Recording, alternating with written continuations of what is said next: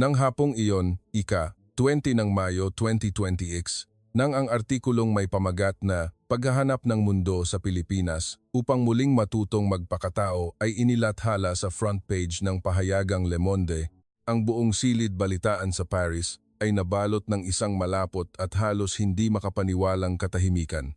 Si Jean-Pierre Dubois, ang batikang mamamahayag at kritiko ng kultura, ang mismong taong laging nanunuya sa Pilipinas bilang walang iba, kundi isang call center capital at walang kaluluwang pabrika ng mga manggagawa sa Asya. Ngayon, siya rin ang may akda ng mga linyang iyon na nagsasabing ang tumatandang Europa ay kailangang matuto mula sa Pilipinas upang mahanap muli ang nawawalang kaluluwa nito. Sino ang makapaniwala sa ganitong nakakagulat na pagbabago? Ang pagyanig sa kanyang kaluluwa ay nagsimula lamang sa isang maliit na kanto ng kapehan sa Vigan kung saan hindi sinasadyang narinig niya ang salitang malasakit mula sa isang lokal na residente. Ang payak, ngunit malalim na tunog na iyon ay may sapat na lakas upang mapanginig ang puso ng isang mapagmataas na mamamahayag na Pranses. Maynila, isang maaliwalas at mahanging umaga ng Marso. Mula sa salamin ng kanyang 5 bituing hotel, bahagyang kumunot ang noo ni Jean-Pierre nang marinig niya sa ibaba ang isang grupo ng mga dayuhang estudyante na masayang nag-uusap sa wikang Filipino. Ate, 2 ice barako po para sa amin. Salamat po ng marami. Isang boses na may halong Pranses at matigas na punto, ngunit may taglay na kakaibang linaw at sigla. Napangisi si Jean-Pierre, isang ngiting puno ng pangungutya. Isa na namang nakakatuwang nauuso sa mga kabataan. Bakit ba nila pinag-aaralan ng Tagalog? Para makapag-picture at mag-check-in para sa social media? Sa kanyang isipan, ang Pilipinas ay isa lamang hamak na pangalan sa pandaigdigang mapa ng ekonomiya, isang bansang masigla, ngunit hindi kailanman nagtaglay ng anumang makabuluhang espiritual na pang-akit. Sa loob ng 30 taon ng kanyang pagsusulat, palagi siyang naniniwala na ang soft power ay eksklusibong karapatan ng mga kanluraning bansa, lalo na ng marangyang kulturang Pranses. Gayunpaman, ang kanyang sariling pahayagan ang nagpadala sa kanya sa Pilipinas upang dumalo sa isang kumperensya na may temang pagpapagaling ng lipunan. Pagkatapos ng industrialisasyon, kung saan 12 ng mga eskolar mula sa buong mundo ang nagtipon upang makinig at talakayin ang kulturang Pilipino at ang positibong enerhiya nito. Ang sumundo sa kanya sa Naya ay si Amihan, isang batang babaeng reporter. Mayroon siyang maaliwalas na mukha at ngiting kasing amo ng simoy ng hangin sa Manila Bay. Ang kanyang pananalita ay napakalinaw, mahinahon, ngunit buong buo ang bawat bigkas. Maligayang pagdating po sa Pilipinas, Ginoo. Ang lupain ng kapayapaan at ngiti. Tumango lamang si Jean-Pierre bilang formalidad. Hindi siya pumunta rito upang maghanap ng kapayapaan, kundi upang mangalap ng datos, upang patunayan na ang lambing at pag-aasikasong iyon ay hindi kailanman makakapagpalit sa lohikal na pag-iisip at praktikal na kahusayan ng kanluran.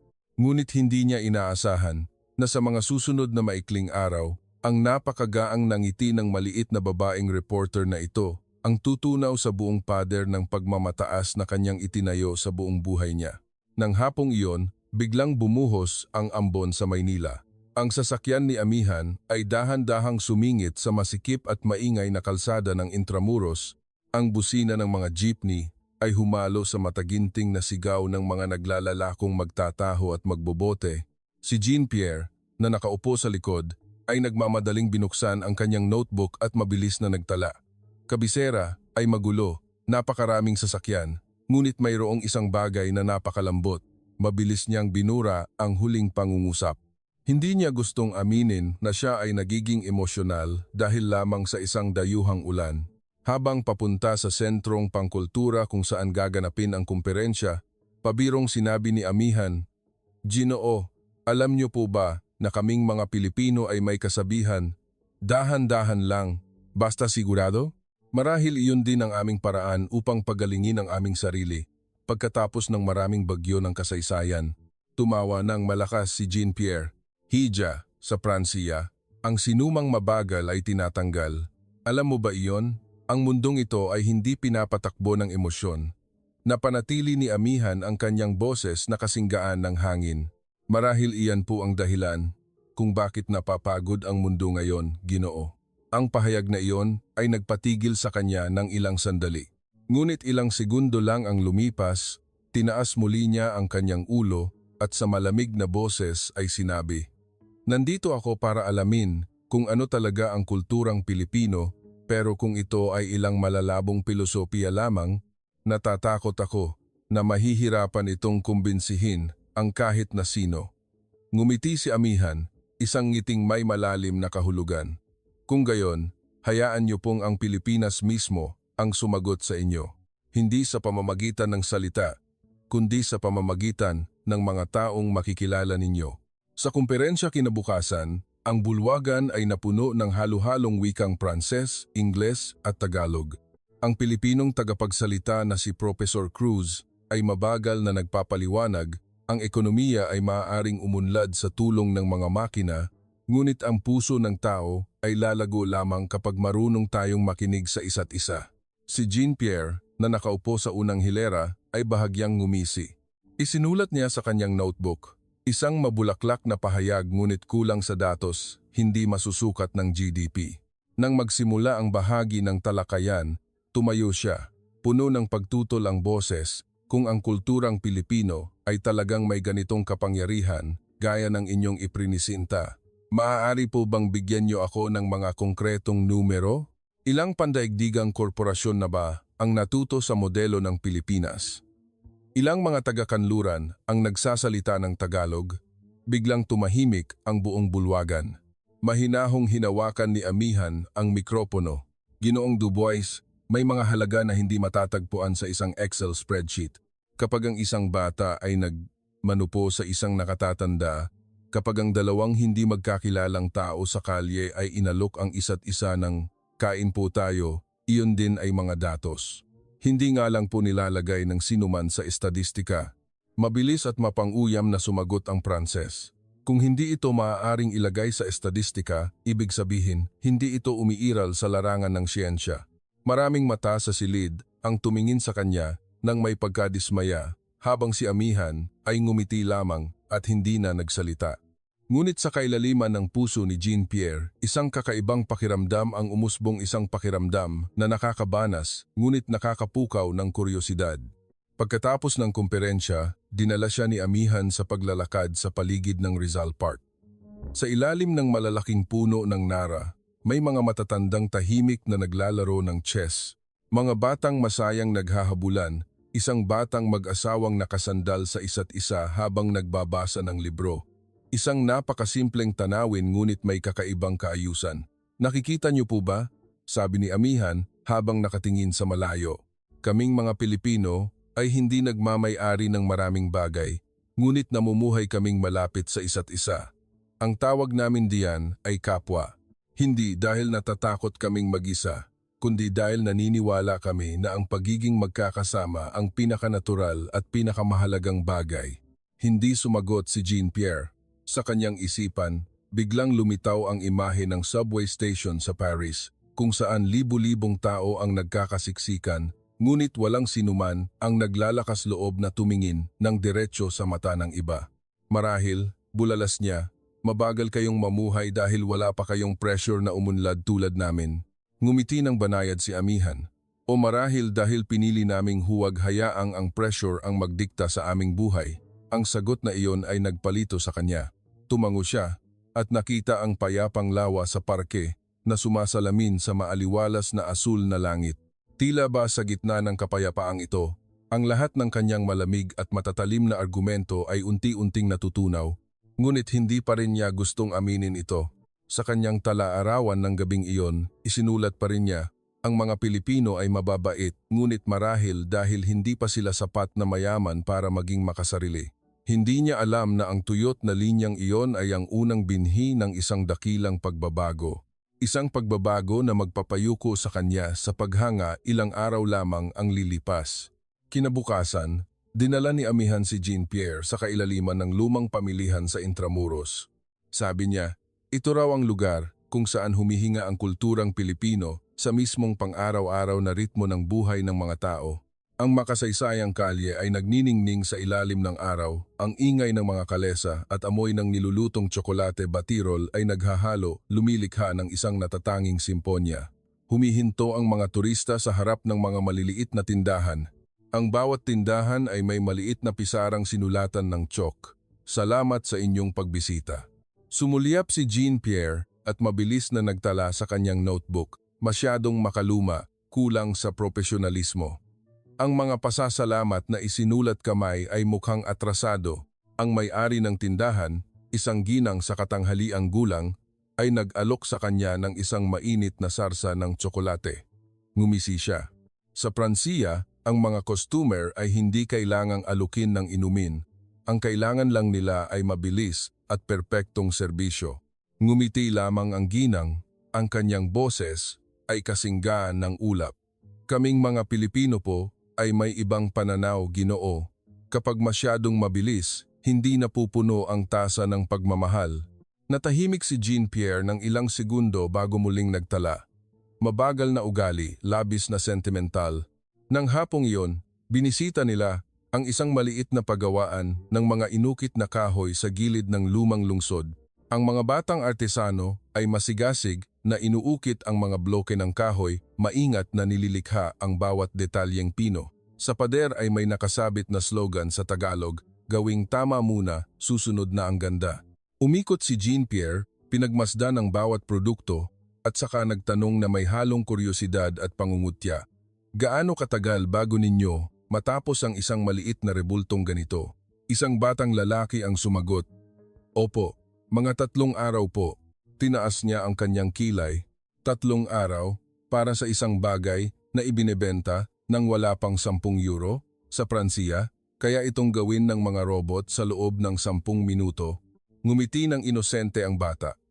Ngunit ang robot po ay hindi marunong magmahal sa produktong ginagawa nito, Ginoo. Tiningnan siya ni Amihan, ang kanyang mga mata ay mabait ngunit malalim. Nakikita niyo po ba? Hindi sila nagsasalita tungkol sa kita, nagsasalita sila tungkol sa kagalakan, nagkibit-balikat si Jean-Pierre. Hindi nababayaran ng kagalakan ang mga bill. Ang kanyang sagot ay nagpabigat sa atmosfera. Kinagabihan, sa restaurant kung saan siya kumain, yumuyuko ang mga tauhan sa bawat bisita. Isang batang waiter ang bumulong sa Ingles. Thank you, sir. May peace be with you tonight. Salamat po, Ginoo. Nawa ay maging mapayapa ang gabi ninyo. Ang kakaibang pagbati na ito, hindi ang karaniwang have a nice day, ay nakapagtaka sa kanya. Tinanong niya si Amihan kung bakit nila sinasabi ang kapayapaan at hindi magandang araw. Ngumiti si Amihan dahil naniniwala ang mga Pilipino na ang kapanatagan sa kaluluwa ay mas mahalaga kaysa sa panandaliang saya. Ang saya ay lumilipas, ngunit ang kapayapaan ay pangmatagalan. Ngumisi si Jean-Pierre, magandang filosofiya iyan. Ngunit hindi iyan nakakapagpataas ng GDP. Bahagyang ikiniling ni Amihan ang kanyang ulo, ang kanyang mga mata ay nanatiling kakaibang kalmado. Kaya kung tumaas man ang GDP, ngunit ang mga tao ay nananatiling malungkot at nag-iisa, iyon po ba ay isang tagumpay o isang kabiguan, Ginoo? Hindi makasagot si Jean-Pierre. Tahimik siyang tumingin sa bintana. Sa labas, may isang grupo ng mga estudyanteng Pranses na nakikipag-usap sa isang tindera sa Tagalog. Opo, salamat po ng marami, tita. Ang malinaw nilang tawanan ay humalo sa tunog ng ulan sa gabi ng Maynila. Bigla siyang nakaramdam ng isang kurot sa kanyang dibdib, isang pakiramdam na ayaw niyang pangalanan. Kinabukasan, lumipad ang grupo patungong Vigan sa Ilocos. Sinabi sa kanya ni Amihan, ang Vigan ang lugar kung saan makikita mo na ang kulturang Pilipino ay hindi lamang malambing, kundi puno rin ng disiplina at kasaysayan. Dito, ang bawat maliit na bagay ay may malalim na kahulugan. Sa eroplano, nanatiling seryoso si Jean-Pierre. Sa kanyang isipan, sunod-sunod na mga tanong ang bumabagabag sa kanya. Bakit ang malumanay na paraan ng pakikipag-usap ng mga Pilipino ay may ganitong matinding epekto? Bakit ang isang bansang dating itinuturing na atrasado ay nakakahikayat sa mga kabataang Pranses na masigasig na mag-aral ng Tagalog? At bakit siya, isang taong palaging kumpiyansa sa kanyang matibay na rasyonalidad, ay nagsisimulang matinag sa mga bagay na tila ba napaka-irasyonal? Binuksan niya ang kanyang notebook at mabilis na nagsulat. Mayroong isang bagay sa mga Pilipino na nakakainis, ngunit nakakapagbigay ng respeto. Marahil dahil totoo sila. Sinalubong siya ng hapon sa vegan na may malabong ambon. Mahinang sinabi ni Amihan, "Dito, sinasabi ng mga tao na ang ambon ng vegan ay hindi nakakabasa ng damit ng sinuman. Pinalalambot lamang nito ang puso ng mga tao." Bahagyang tumawa si Jean-Pierre.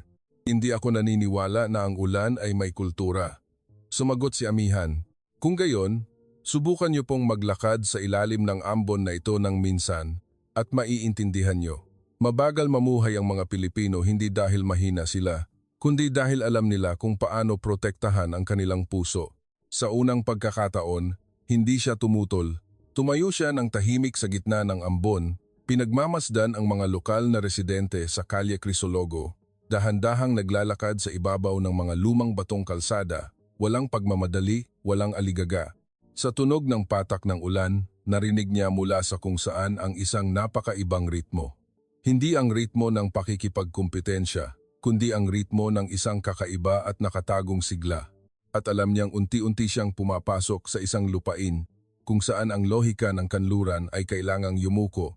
Kinaumagahan sa vegan, ang manipis na hamog ay tila sutlang nakabalot sa ilog mestizo. Napakatahimik ng paligid na naririnig ni Jean-Pierre ang ihip ng hangin sa mga puno ng bougainvillea sa harap ng hotel. Nagmungkahi si Amihan, "Bago po tayo pumunta sa komperensya ngayong hapon, gusto ko po kayong dalhin sa isang napaka-espesyal na lugar." Naglakad sila sa makikitid at malalalim na iskinita hanggang sa huminto sila sa harap ng isang lumang pagawaan ng tanso at kampana. Ang bubong nito ay nababalot na ng lumot. Sa kahoy na pinto ay nakaukit ang isang linyang kumupas na sa paglipas ng panahon, naghuhulma para makaalala, hindi naghuhulma para magbenta. Kumunot ang noo ni Jean-Pierre. Naghuhulma pero hindi binebenta? Para saan pat ginagawa ito? Ngumiti lang si Amihan, "Ginoo, ang mga Pilipino ay may mga bagay na hindi ginagawa para sa pera, kundi ginagawa upang hindi makalimutan." Sa loob ng pagawaan, ilang matatandang artesano na may puting buhok ang nagtutunaw ng metal, ang amoy ng mainit na tanso, usok ng uling, at ritmo ng pagpukpok ng martilyo ay umaalingaw-ngaw. Sa isang mesa, may isang maliit na karatula na naglalaman ng pinagmulan ng mga materyales, mga tansong scrap na kinolekta mula sa mga inabandonang pabrika sa Lyon, France. "Ano? Mula sa Pransya?" Nabigla si Jean-Pierre. "Nag-import kayo ng scrap metal mula pa rito para gumawa ng mga estatwa at kampana?" Isang matandang artesano ang tumingala at ngumiti ng palakaibigan. "Opo, tama po. Naniniwala kaming mga Pilipino na ang anumang bagay na minsan nang nagkaroon ng kaluluwa ay may halaga pa rin. Ang tanso ay lumang bagay, ngunit kapag dumaan ito sa mga kamay namin, magkakaroon ito ng bagong hininga." Pagkatapos ay hinampas niya ang kanyang martilyo ng malakas. Umaalingaw-ngaw ang tunog sa buong pagawaan. "Tinatawag po namin itong pagbuo muli ng mga alaala, Ginoo." Nakatayo lang ng tahimik si Jean-Pierre, hindi alam kung paano magre-react. Sa kanyang isipan, nag-echo ang 12 ng mga artikulong na isulat na niya. Isinulat niya noon na ang Europa ang duyan ng inobasyon, habang ang Asya ay lugar lamang ng panggagaya. Ngunit dito, sa mismong sandaling ito, ang mga Pilipino ang bumubuhay sa mga bagay na itinapon ng kanyang sariling bansang Pransiya. Pagkatapos umalis sa pagawaan, dinala siya ni Amihan sa isang maliit at lumang simbahang Katoliko na nakatago sa dulo ng kalsada. Sa loob, isang bagong gawang tansong estatwa ng Santo Niño ang nakatayo ng maringal. Sa paanan ng estatwa, isang maliit na plake ang nakasulat sa Ingles at Tagalog. Hinulma mula sa mga recycled na tanso ng isang pabrika sa Pransiya, inialay ng komunidad ng mga Pilipino sa ibayong dagat. Binasa ni Jean-Pierre ang bawat salita ng dahan-dahan. Isang hindi maipaliwanag na pakiramdam ang lumaganap sa kanyang katawan. Pabrika ng Pransiya, materyales ng Pransiya, ngunit hinulma ng mga Pilipino upang maging isang banal na estatwa. Isang matandang pari ang ngumiti at nagsabi, "Ang metal ninyo ay materyal na bagay, ngunit pagdating sa kamay ng mga Pilipino, ito ay nagiging espiritual." Ang banayad na pangungusap na iyon ay tila sumaksak sa kanyang pagmamataas. Siya, na laging naniniwala na ang kanluran lamang ang may kapangyarihan ng sibilisasyon, ay nakikita ngayon ang sibilisasyong iyon na sinasalamin siya pabalik. Habang pabalik, nanatiling tahimik si Jean-Pierre. Tiningnan siya ni Amihan at mahinang nagtanong, "Ano po ang naiisip niyo nang makita niyo ang isang estatwang may kaluluwang nagmula sa metal ng Pransiya?" Sumagot siya ng mahina na tila kinakausap ang kanyang sarili, "Mayroong isang bagay na napakatama rito. Hindi ko alam kung paano ipaliwanag, ngunit tila nagawa ng mga Pilipino ang isang bagay na nakalimutan na namin, ang paggalang sa nakaraan." Ngumiti ng banayad si Amihan, marahil dahil ang mga Pilipino ay nawalan na ng napakaraming bagay kaya't pinapahalagahan namin ang lahat ng natitira. Ang mga salitang iyon ay parang mahinang katok sa pintuan ng puso niya na matagal nang nakasara. Biglang naalala ni Jean-Pierre ang kanyang kabataan nang dumaan sa krisis pang-ekonomiya ang Pransiya. Maraming pabrika sa Lyon ang giniba, kasama na ang pagawaan kung saan nagtatrabaho ang kanyang ama. Nakita niya noon kung paano dinurog ng mga bulldozer ang kumikinang na mga piraso ng tanso. Sinabi lamang ng kanyang ama, "Anak, tayong mga Pranses ay malalakas, ngunit minsan masyado tayong malakas na nakakalimutan nating may mga bagay na kailangang panatilihin at hindi palitan." Nakalimutan niya ang mga salitang iyon sa loob ng 30 taon. Hanggang ngayon, sa gitna ng vegan, bigla itong umalingaw-ngaw ng napakalinaw na tila kahapon lang sinabi. Nang hapong iyon, tumigil sila ni Amihan sa isang maliit na kapehan sa tabi ng ilog. Ang may-ari ng kapehan, na kaedad ni Amihan, ay malambing na nagsalita, "Magandang hapon po, Ginoo. Naway maging magaan ang inyong araw." Sumagot si Jean-Pierre sa Ingles, ngunit narinig niyang nagdagdag ang babae sa Tagalog. Kapanatagan ay sapat na, ang kaligayahan ay isang bonus na lamang. Napatunganga siya at saka bahagyang tumawa. "Ang mga Pilipino ba, lahat kayo ay nagsasalita na parang mga pilosopo?" Sumagot si Amihan, "Hindi po, sanay lang po kaming magsalita mula sa aming puso." Ang pangungusap na iyon ay nagpagaan sa kanyang pakiramdam. Sumandal siya sa upuan, tiningnan ang ibabaw ng ilog mestizo na kumikinang sa ilalim ng paglubog ng araw. Naramdaman niyang bumabagal ang kanyang isipan at sa unang pagkakataon, hindi na niya gustong magtala, magsuri o maghanap ng anumang datos. Nang gabing iyon, sa kanyang silid sa hotel, binuksan ni Jean-Pierre ang kanyang laptop upang sumulat ng isang maikling ulat na ipapadala sa Pransiya. Ngunit nang itipan niya ang unang linya, ang kultura ng Pilipinas ay nananatiling manggagaya at labis na sentimental, bigla siyang tumigil. Nasa harapan niya ang litratong kinuha niya kaninang umaga. Ang kumikinang na tansong estatwa sa ilalim ng liwanag ng kandila. Binura niya ang kanyang isinulat at dahan-dahang nag-type muli. Hindi nangungopya ang mga Pilipino. Sila ay bumubuhay muli. Sumandal siya sa silya, nakatingin sa labas ng bintana. Ang gabi sa vegan ay tahimik. Ang naririnig lamang ay ang mahinang pag-ambon sa mga bubong na may lumot. Sa kanyang puso, may isang bagay na gumuho, kasing gaan ng abo, ngunit sapat na lakas para baguhin ang ihip ng hangin sa kanyang buhay. Kinaumagahan, ang vegan ay nanatiling kasing payapa ng isang paghinga. Kumatok si Amihan sa pinto ni Jean-Pierre. Inanyayahan siyang bumisita sa isang maliit na universidad kung saan may espesyal na klase sa wikang Tagalog para sa mga dayuhang estudyante. Muntik nang tumanggi si Jean-Pierre, ngunit napabuntong hininga siya nang makita ang sinseridad sa mga mata ng dalaga. "Gusto kong makita kung ano ang hitsura ng tinatawag mong soft power." Ang silid-aralan ay simple, may mga dilaw na pader, lumang kahoy na mesa at upuan, at iisang ceiling fan na mabagal na umiikot. Ngunit ang nagpatigil sa kanya ay ang tunog mula sa loob. Isang grupo ng mga estudyanteng may iba't ibang kulay ng balat puti, itim, kayumanggi ang sabay-sabay na nagbabasa. "Magandang umaga po." "Salamat po, teacher." May punto pa rin sila, ngunit malinaw at puno ng sigla. Ang guro ay isang napakabatang Pilipina na malambing na nagtuturo ng bawat bigkas. Sa tuwing tama ang bigkas ng isang estudyante, binibigyan niya ito ng napakatamis na ngiti. Bulong ni Amihan, mga estudyante sila mula sa Pransiya, Hapon at Amerika.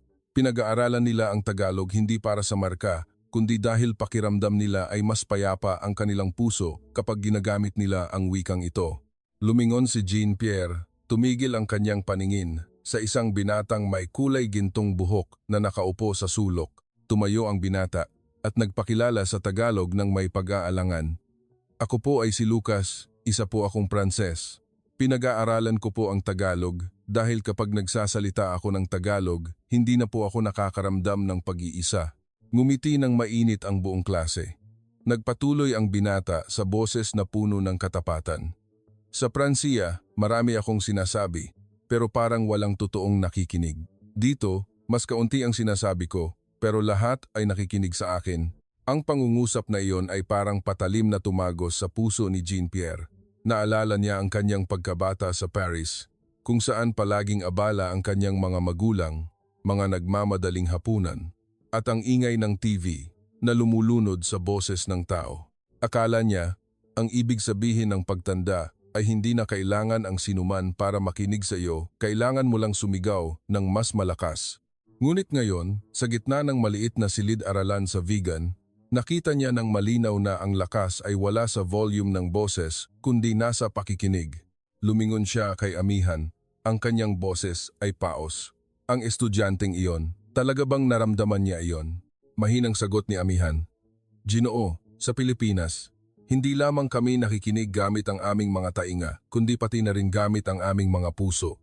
Tanghali nang bumisita sila sa isang cafe na pagmamay-ari ni Dakila, isang lugar na tinatawag na kapehan ng malasakit. Sa loob, ang lahat ay maayos na nakasalansan at sa bawat mesa ay may isang sulat kamay na card. Salamat sa pagpunta mo. Naway maging magaan ang araw mo. Si Dakila, ang may-ari na nasa edad dalampa, ay sumalubong sa mga bisita ng may tapat na ngiti. Nagtanong si Jean-Pierre, sinulat mo ba ang mga ito para sa marketing? Umiling si Dakila. Hindi po, Ginoo. Sinusulat ko ito dahil gusto kong maramdaman ng mga customer na pinapahalagahan sila. Nagtrabaho ako dati sa Japan, kung saan ang mga tao ay yumuyuko sa isa't isa. Ngunit madalas, bahagi lang iyon ng formalidad. Bumalik ako sa Pilipinas dahil dito, ang pagyuko at pagmamano ng mga tao ay mula sa puso. Tumingin sa paligid si Jean-Pierre. Ang sikat ng araw ay tumatagos sa bintana, nagliliwanag sa mga salita sa pader. Mabuhay ng may malasakit, panatilihin ang disiplina. Nagtanong siya, sa tingin mo ba ay nakakatulong ang kabaitan sa ekonomiya? Ngumiti si Dakila. Ang kabaitan ay nagtuturo sa mga tao na magtiwala sa isa't isa. Kapag may tiwala, automatikong tumataas ang produktibidad. Dito, walang natatakot na bantayan dahil lahat ay may kusa at dangal. Ang pangungusap na iyon ay nagpabikig sa lalamunan ni Jean-Pierre. Bigla niyang naalala ang sarili niyang talumpati 10 taon na ang nakakaraan sa Brussels, kung saan sinabi niyang kailangan ng mundo ang mas kaunting emosyon at mas maraming sistema. Ngayon, nakaupo siya sa isang kapehan sa Pilipinas, nakikinig sa isang kabataang nagsasalita ng kabaligtaran nito at nararamdamang ito ang lubos na tama. Nang paalis na sila sa kapehan, nagkataong nakita niya ang estudyanteng si Lucas na nagtuturo sa 2 batang Ilocano kung paano kantahin ang Ili-Ili Tulog Anay. Hindi pa perpekto ang kanyang bigkas, ngunit ang kanyang mga mata ay nagniningning at inosente. Isang matandang lola na nagtitinda sa tabi ng kalsada ang huminto, ipinatong ang kanyang kamay sa balikat ni Lucas at nagsabi, "Ang galing mo, iho, ang lambing ng boses mo." Tumawa si Lucas, "Salamat po, lola. Marami pa po akong dapat matutunan." Tumango ang lola at ngumiti. Ayos lang yan, ang magsalita mula sa puso ay sapat na. Nakatayo lang si Jean-Pierre na pinagmamasdan sila, unti-unting nangilid ang luha sa kanyang mga mata, isang matandang tindera, isang Pranses na estudyante, at isang maliit na siyudad. Ngunit bakit ito nakagawa ng isang eksena na nagpagimbal hanggang sa kailaliman ng puso ng isang taong nakasaksi na ng daan-daang mga lektura at libu-libong internasyonal na komperensya? Nang gabing iyon sa hotel, nakatanggap siya ng email mula sa editorial sa Paris. Jean-Pierre, kailangan namin ang iyong pagsusuri sa wave ng pag-aaral ng Tagalog sa Pransiya. Ito ba ay isang pansamantalang phenomenon lamang? Binuksan niya ang kanyang laptop, ipinatong ang mga kamay sa keyboard, ngunit imbes na mag-type ng mga numero at datos, binuksan niya ang kanyang photo file. Ang litratong kinuha niya kay Lucas at sa mga batang tumatawa ng masaya. Pagkatapos ng ilang segundong katahimikan, nag-type siya. Hindi ito isang nauuso lang. Ito ay palatandaan ng isang mundong naghahanap ng nawala nitong puso. Pagkatapos ay matagal siyang naupo ng tahimik, nakatingin sa labas ng bintana kung saan ang patak ng ulan sa vegan ay patuloy na umaambon. Sa unang pagkakataon sa maraming taon, si Jean-Pierre Dubois, ang taong mas naniniwala sa lohika kaysa sa anupaman, ay nakaramdam ng pagiging napakaliit ngunit puno ng matinding pasasalamat. Nang gabing iyon, hindi makatulog si Jean-Pierre. Ang tunog ng ulan sa mga bubong, ang amoy ng basang lupa, at ang halimuyak ng insenso mula sa kalapit na simbahan ay nagdala sa kanya ng kakaibang damdamin. Sa 30 taon ng pamamahayag, ipinagmalaki niya na walang makakapagpabago sa kanyang matibay na pangangatwiran. Ngunit ngayon, pagkatapos lamang ng ilang araw sa Pilipinas, ang mga pinakasimpleng bagay ay nagpabilis sa tibok ng puso niya na parang isang bata. Naalala niya ang mga salitang binitawan niya kay Amihan. Malamig, mayabang, at mapusok. Ang mga Pilipino ay mabagal dahil hindi pa sila mayaman. Ang isinulat kamay na pasasalamat ay makaluma. Ang kabaitan ay hindi nagpapataas ng GDP. Ngayon, bawat salitang iyon ay tila karayom na tumutusok sa kanyang dibdib. Kinaumagahan, dinalhan siya ni Amihan ng isang baso ng iced Barako coffee. Subukan niyo po ito. Ang kapeng Barako ay ibang-iba sa kape ng Paris. Kinuha niya ang kape, tahimik na pinapanood ang gatas na dahan-dahang humahalo sa madilim na kulay ng kape. Salamat, Amihan. Nag-aalangan siya, pagkatapos ay mabagal na nagsabi, patawad sa mga nasabi ko noon. Ngumiti lang si Amihan. Wala po iyon, Ginoo. Sanay na po kaming pagdudahan. Ngunit ang maganda sa mga Pilipino, hindi po kami marunong magtanim ng galit.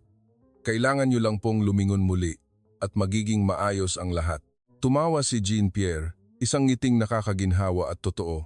Sa Pransiya, kapag may nagkamali, ipinaglalaban ng mga tao hanggang dulo na tama sila. Dito, sinasabi mo lang na wala iyon.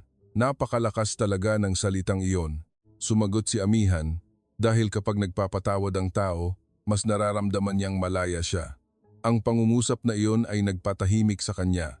Marahil iyon ang dahilan kung bakit ang mga Pilipino, sa kabila ng maraming pinagdaan ng hirap sa kasaysayan, ay napapanatili pa rin ang kapayapaan sa kanilang mga kaluluwa. Nang tanghaling iyon, bumisita sila sa isang tahanan ng pamilyang Pilipino. Isang maliit na bahay, lumang bubong, at ang harapan ay may namumulaklak na bougainvillea. Ang may-ari ng bahay, isang lolo na nasa edad 60, ay pinapasok sila, pinagtimpla ng salabat at nagsalita sa isang napakainit na boses. Kain po tayo. Nagulat si Jean-Pierre. Sa Pransiya, walang nag-aalok na kumain tayo sa isang bisitang hindi kilala. Ngunit dito, ang imbitasyong iyon ay puno ng tunay na katapatan.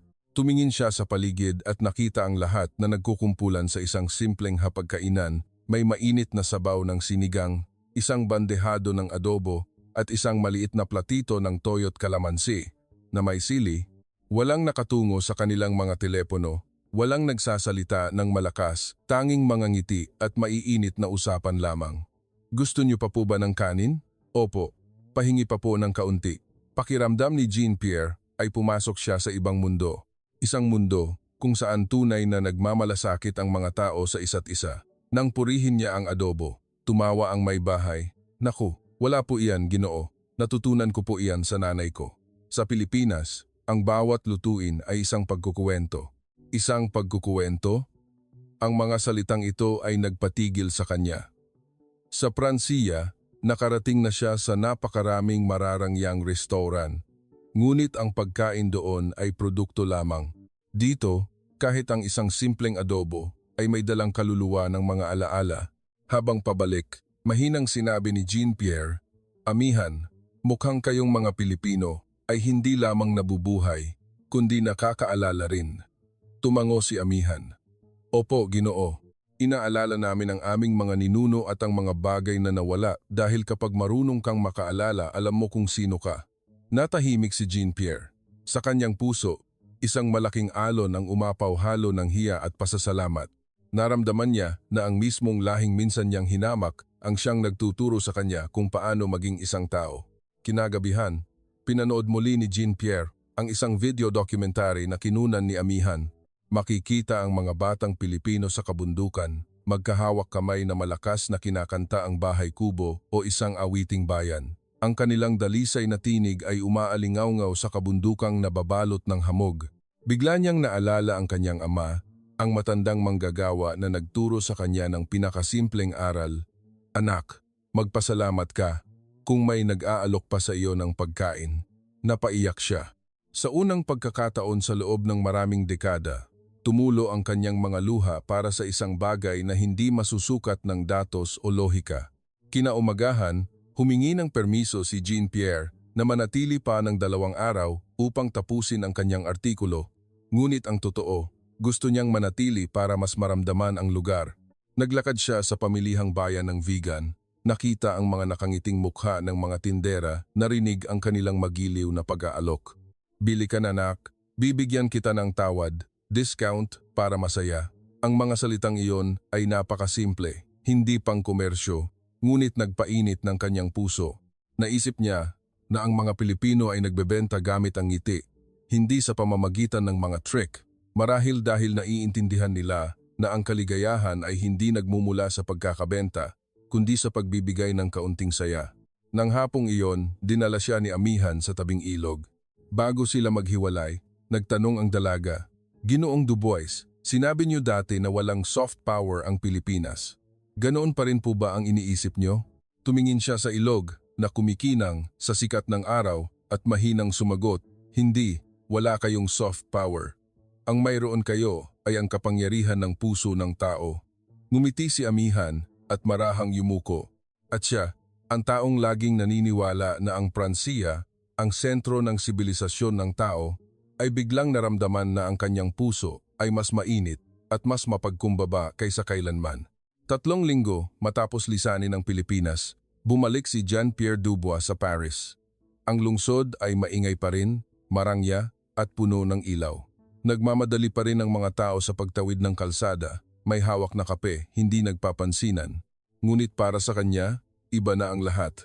Sa kanyang maleta, hindi mamahaling mga souvenir ang laman, kundi isang maliit na sachet ng kapeng barako at isang sulat kamay na card mula kay Amihan, "Naway maging magaan ang araw mo." Ang simpleng mensaheng ito ay palaging lumalabas sa kanyang isipan tuwing binubuksan niya ang kanyang laptop sa opisina ng Le Monde. Nagtaka ang kanyang mga katrabaho nang makitang tahimik siya sa buong meeting.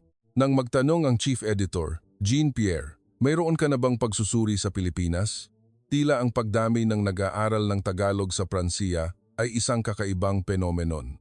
Ngumiti lang siya, "Hindi lang ito isang penomenon. Ito ay isang paalala sa atin na ang mundo ay muling natututo kung paano magpakatao mula sa Pilipinas."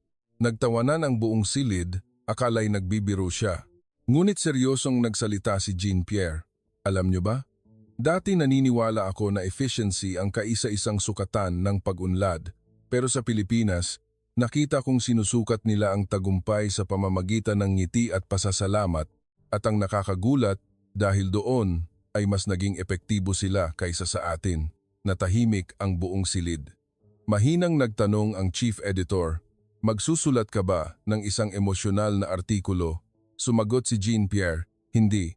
Magsusulat ako ng isang totoong artikulo tungkol sa mga totoong taong nakilala ko." 3 araw ang lumipas. Ang artikulong may pamagat na "Paghahanap ng mundo sa Pilipinas upang muling matutong magpakatao" ay inilathala sa front page. Sa loob lamang ng 4 na oras, bumasag ito ng record sa views. Libu-libong komento ang pumasok mula sa iba't ibang panig ng mundo.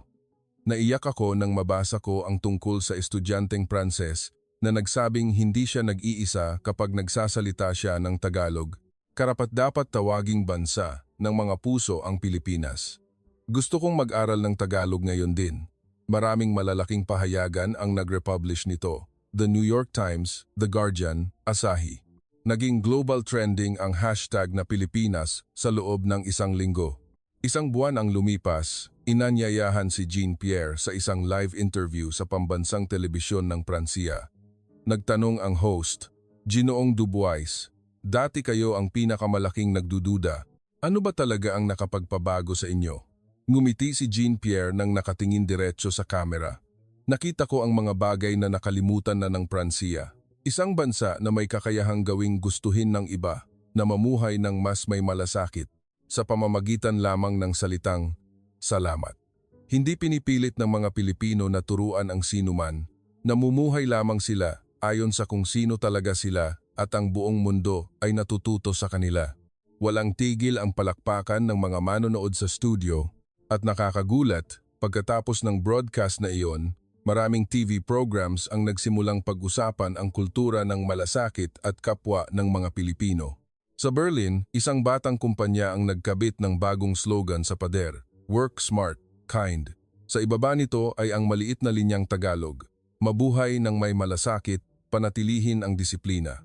Ang may-ari ng negosyo, isang Aleman na may lahing Pilipino, ay ibinahagi sa isang panayam. Sinubukan kong kopyahin ang modelo ng Japan at Germany, ngunit napagtanto ko na, ang nagpapabukod tangi sa mga Pilipino ay ang kanilang diwa ng pasasalamat at dangal. Ito ang pinaka-sustainable na enerhiya na nakita ko. Sa parehong panahon, sa Sorbonne University, nagsimulang magtatag ang mga dayuhang estudyante ng Philippines Mindfulness Society. Ang kanilang poster ay naglalaman ng linya ni Jean-Pierre. The new power of the century is not technology but tenderness, and the Philippines is leading it. Sa Maynila, nakatanggap si Amihan ng email mula kay Jean-Pierre. Sa kanyang liham, isinulat niya, "Salamat, Amihan. Ang artikulo ay hindi lamang nagpabago sa aking pananaw kundi pati na rin sa buong mundo. At kung may magtanong sa akin kung ano ang espesyal sa Pilipinas, sasabihin ko na mayroon silang kakayahang gawing naisin ng ibang tao na maging mas mabuti." Ngumiti siya at hindi agad sumagot.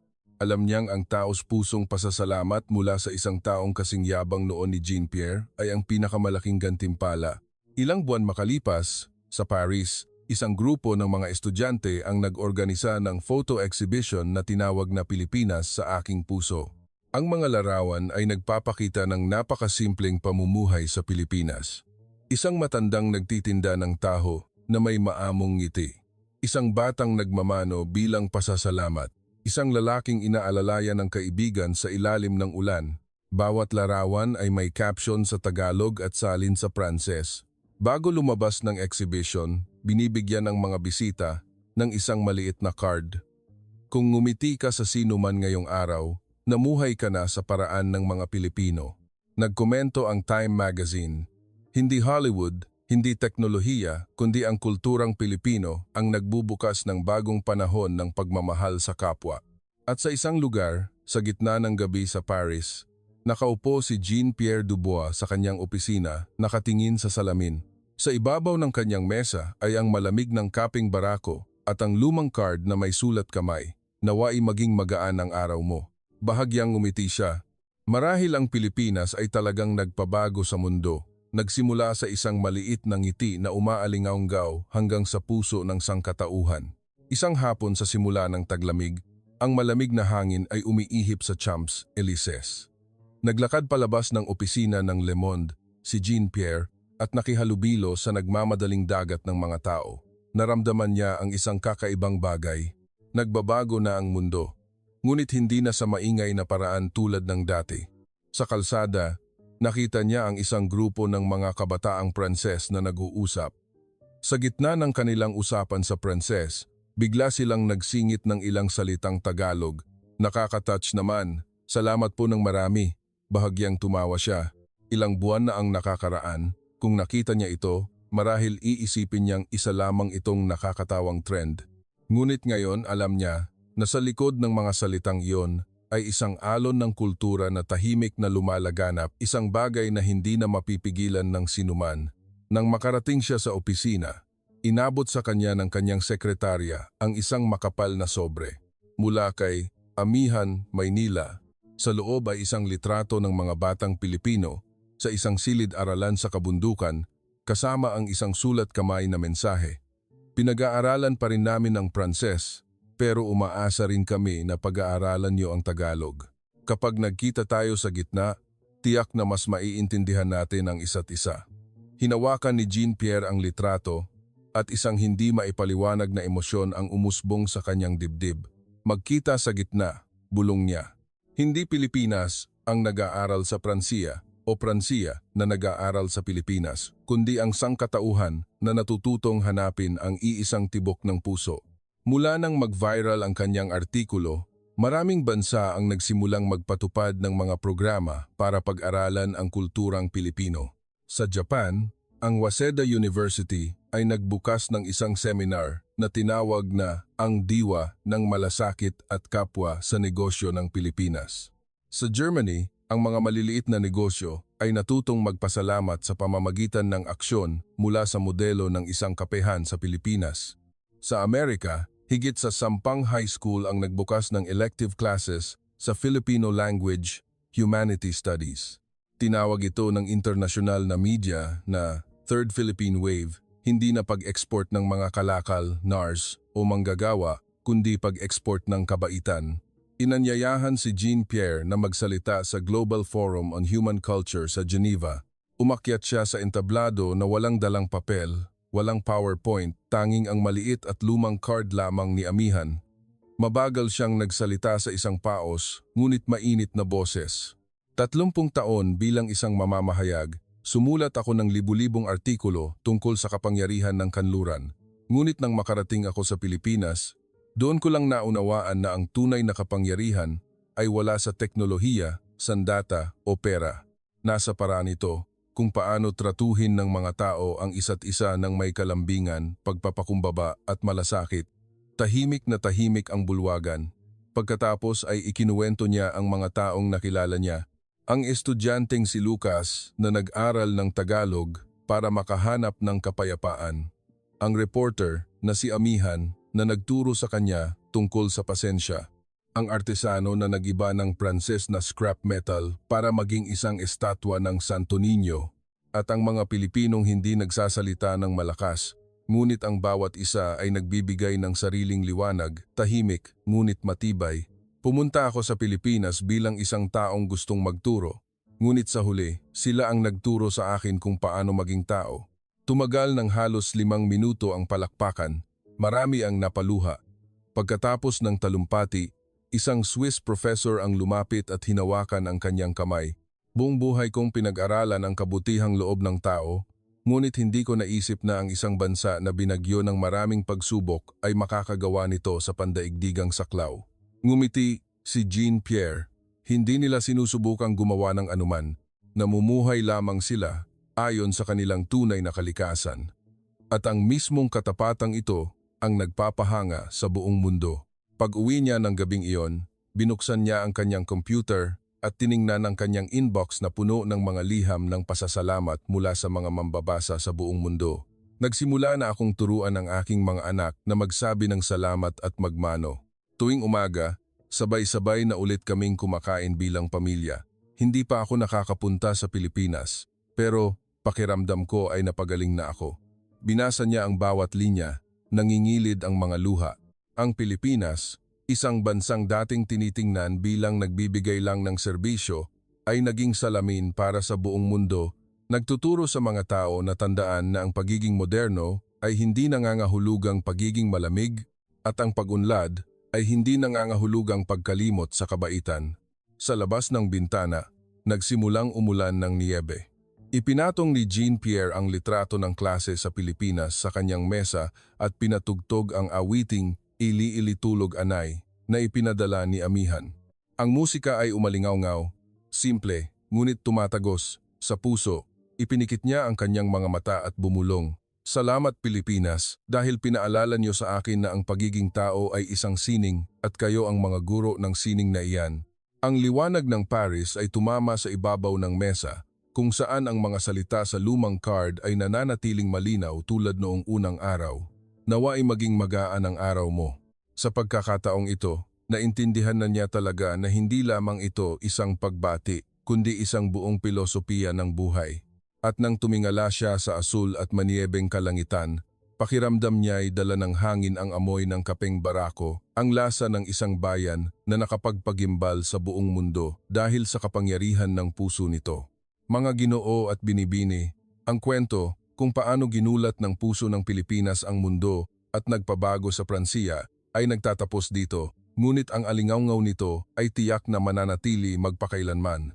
Isang bansang nakaranas ng napakaraming pagsubok ay nagawang gisingin ang mga kaluluwa sa kabilang panig ng mundo, hindi dahil sa pera, hindi dahil sa sandata, kundi dahil sa lakas ng pagmamahal sa kapwa, ng malasakit at ng pagpapakumbaba.